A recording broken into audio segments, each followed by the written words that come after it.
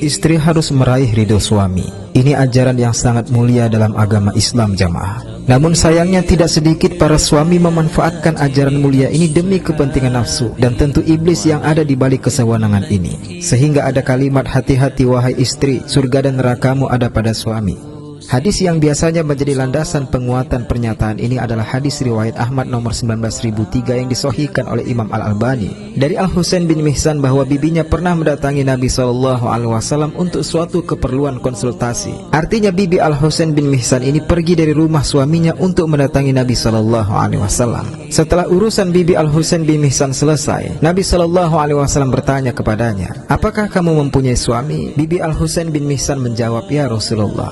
Beliau SAW pun bertanya kembali, bagaimana sikap engkau kepadanya? Bibi Al-Husain bin Mihsan menjawab, saya tidak pernah mengabaikannya kecuali terhadap sesuatu yang memang aku tidak sanggup.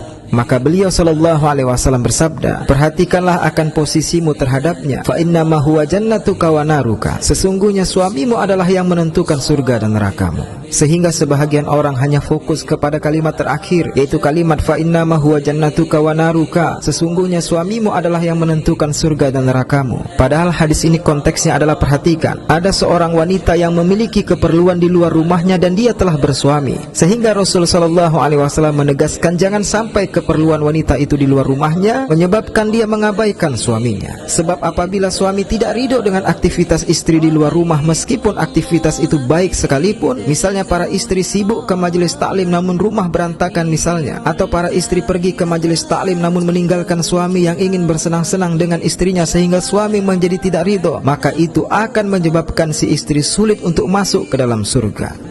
Hal ini pula sesuai konteks hadis bahwa seorang istri harus patuh membatalkan puasa sunnah apabila suami meminta untuk istri membatalkan puasa sunnah tersebut sebab suami ingin bersenang-senang dengan istrinya. Apabila istri tidak patuh dengan menolak hal demikian meskipun puasa sunnah adalah ibadah, maka ketika suami tidak ridho, maka puasa sunnah yang dilakukan istri tetap tidak lebih tinggi dari ridho suami yang bisa menentukan surga dan neraka si istri yang tidak patuh pada suaminya dalam konteks yang demikian.